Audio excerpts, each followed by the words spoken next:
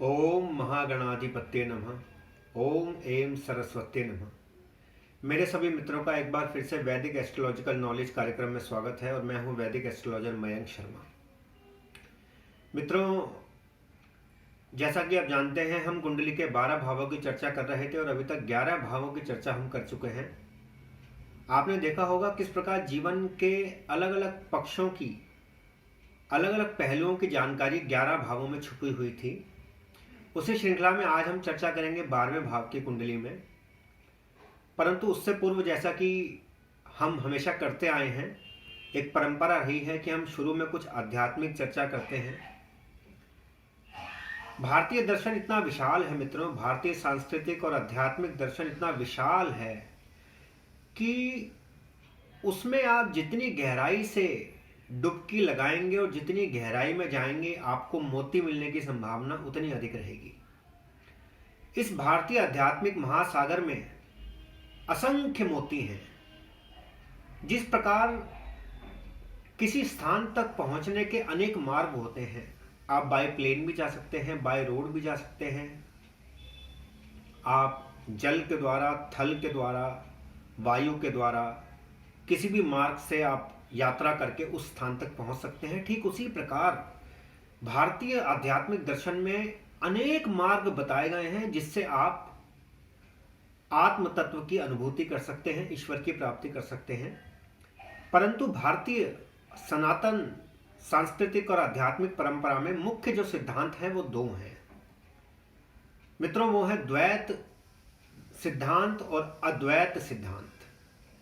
आदिगुरु शंकराचार्य जी ने अद्वैत परंपरा का निष्पादन किया, उसका पालन किया, उसका अध्ययन किया और लोगों के सामने अद्वैत सिद्धांत प्रस्तुत किया। ये क्या होता है अद्वैत सिद्धांत? अद्वैत सिद्धांत जिसे कहते हैं नॉन ड्यूअल, वो कहते हैं कि उस ईश्वर में और हमारे अंदर जो आत्मा है उसमें कोई भेद नहीं है।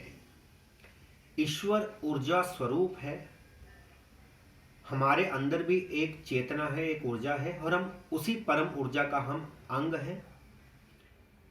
उस ऊर्जा को कोई रूप नहीं दिया जा सकता, वो एक तेज पुंज है और हम उसी ऊर्जा का एक अंग हैं। और मोक्ष प्राप्ति जब होती है तो हम उसी ऊर्जा में फिर से विलीन हो जाते हैं। कैसे? जैसे मित्रों सागर में लहरें उठती हैं ना, लहरें उठती हैं परंतु फिर से वो उसी सागर में मिल जाती हैं। ठीक उसी प्रकार हम ईश्वर से जन्म लेते हैं, उस परम ऊर्जा से जन्म लेते हैं और उसी में जाकर हम विलीन हो जाते हैं।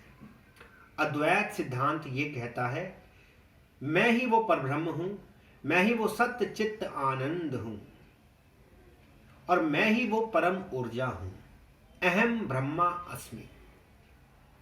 परंतु इसके साथ साथ एक और सिद्धांत भी है मित्रों, वो है द्वैत सिद्धांत, जो कहता है ईश्वर साकार भी हो सकता है, ईश्वर रूप ले सकता है और मेरे अंदर जो चेतना है उसका स्वतंत्र अस्तित्व है और मैं उस परम ऊर्जा का अंश तो अवश्य हूं, परंतु मैं उस ऊर्जा से स्वतंत्र रहकर भी कार्य कर सकता हूं और ईश्वर निराकार होने के साथ साथ साकार भी हो सकता है। यह सबसे मुख्य बात है द्वैत सिद्धांत में। तो अब इसका समाधान कैसे हो कि अद्वैत सिद्धांत सत्य है या द्वैत सिद्धांत सत्य है? मित्रों, दोनों सिद्धांत अपनी जगह जगह सत्य हैं, अपने स्थान पर दोनों ही सत्य हैं।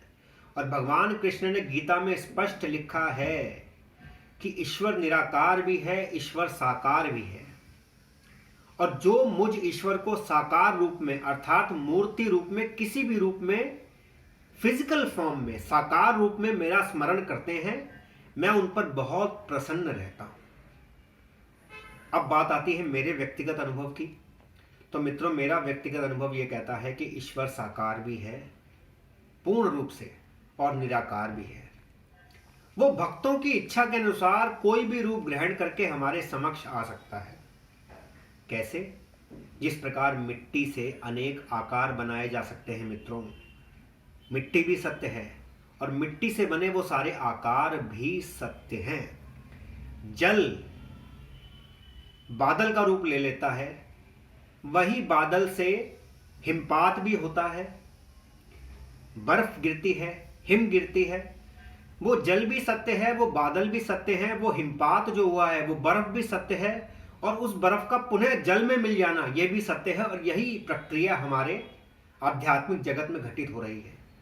ईश्वर साकार भी है और निराकार भी है मित्रों। ये तो थी चर्चा, आज की आध्यात्मिक चर्चा मित्रों। अब हम कुंडली में जो 12 भावों की चर्चा कर रहे हैं, उसी श्रृंखला में आज हम अंतिम भाव की अर्थात 12वें भाव की चर्चा करेंगे, जिसे कहते हैं house of expenditure and losses. व्यय भाव, खर्चे का भाव, नुकसान का भाव, हानि का भाव। ये क्या बताता है मित्रों? क्या आपके ऊपर कभी कोई अनावश्यक रूप से कोई बड़ा खर्चा तो नहीं आ जाएगा? क्या आपको बीमारी पे, कोर्ट केसेस में, कानूनी मुकदमों पे पैसा तो खर्च करना नहीं पड़ेगा? कहीं डिवोर्स केस में आपका बहुत बड़ा पैसा आपके हाथ से निकल तो नहीं जाएगा? बहुत बड़ी धनराशि आपको अपने तलाक पर खर्च तो नहीं करनी पड़ेगी? कहीं आपको अपने माता पिता, अपने पुत्रों पर, अपने भाई बहनों, सगे संबंधियों में अपनी संपत्ति बांटनी तो नहीं पड़ेगी? या उनकी बीमारी या रोग पर आपका पैसा खर्च तो नहीं हो जाएगा? कोई गवर्नमेंट आपके ऊपर पेनल्टी तो नहीं लगा देगी? ये सब, हर प्रकार का खर्च और नुकसान वो 12वें भाव से देखा जाता है। 12वां भाव नींद का भी होता है, स्लीप का। अगर आपको स्लीपिंग डिसऑर्डर है, आप समय पर सो नहीं पाते हैं, आपकी नींद उचाट रहती है, तो ये भी 12वें भाव से इसका अध्ययन किया जाता है। 12वें भाव से विदेश यात्रा और विदेश में आप घर बनाएंगे या नहीं, इसका अध्ययन भी किया जाता है। 12वें भाव में यदि मंगल की दृष्टि है या मंगल की उपस्थिति है, तो संभव है कि आप विदेश में संपत्ति, इमूवेबल प्रॉपर्टी भी बनाएंगे।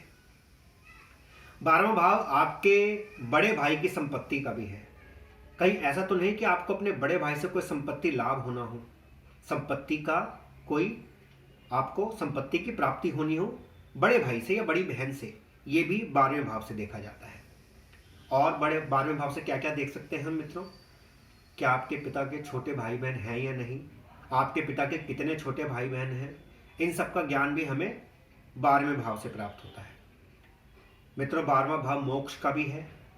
हमें मोक्ष प्राप्ति कब होगी, इस जन्म में होगी या नहीं होगी, इस सब का ज्ञान भी हमें 12वें भाव से प्राप्त होता है। 12वां भाव जितना शुभ होगा, आपका खर्चा उतना ही कम होगा। 12वां भाव जितना ही अशुभ होगा, उस पर पापग्रहों की दृष्टि होगी, आपका गलत तरीके से धन व्यय होगा, गलत तरीकों पर धन व्यय होगा। ये बात निश्चित है मित्रों। तो ये तो चर्चा थी मित्रों आज 12वें भाव की। आप इस चैनल को लाइक करना और सब्सक्राइब करना ना भूलें, जिससे मैं ज्योतिष की बहुमूल्य जानकारियां आप तक पहुंचाता रहूं। यदि आप मुझसे ज्योतिष परामर्श प्राप्त करना चाहते हैं, तो आप मेरे मोबाइल नंबर 7703874315 7703874315 पर मुझसे संपर्क स्थापित कर सकते हैं। मैं अपनी क्षमता के अनुसार, अपनी योग्यता के अनुसार आपका मार्गदर्शन अवश्य करूंगा। मित्रों, कल आपसे फिर भेंट होगी, तब तक के लिए आपका दिन मंगलमय हो। धन्यवाद।